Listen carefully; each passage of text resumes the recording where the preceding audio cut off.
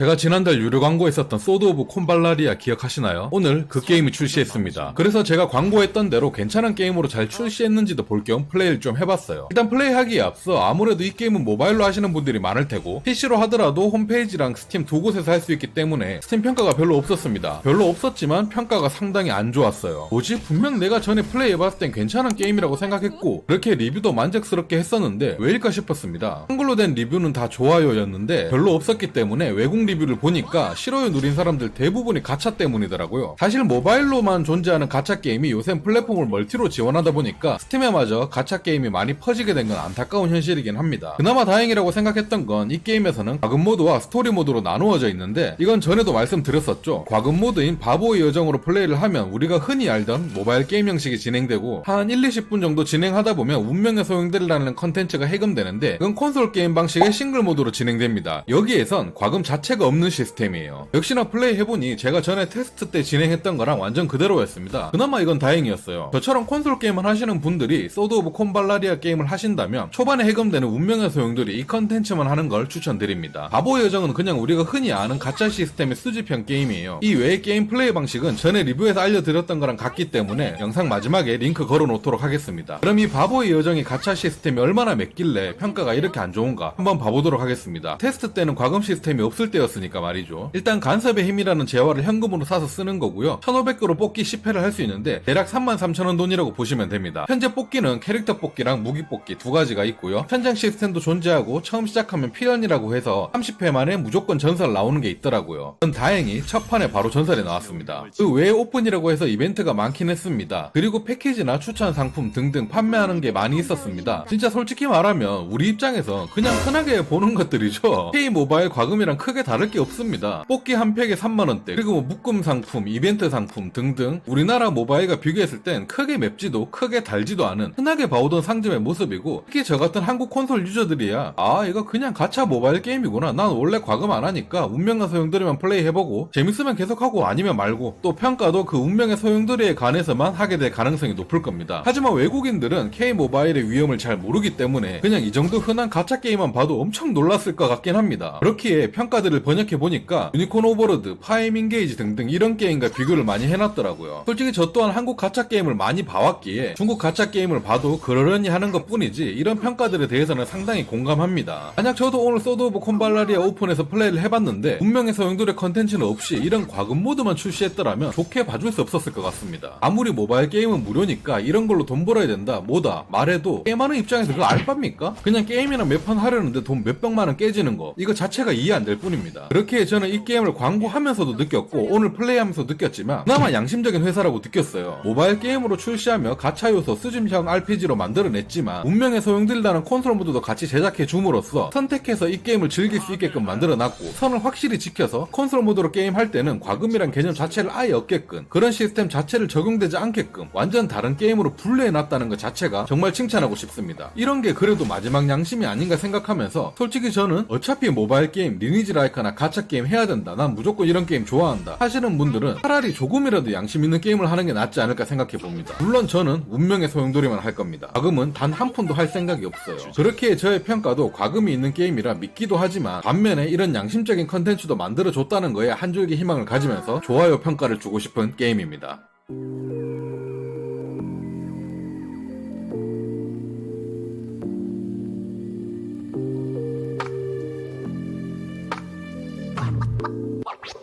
What?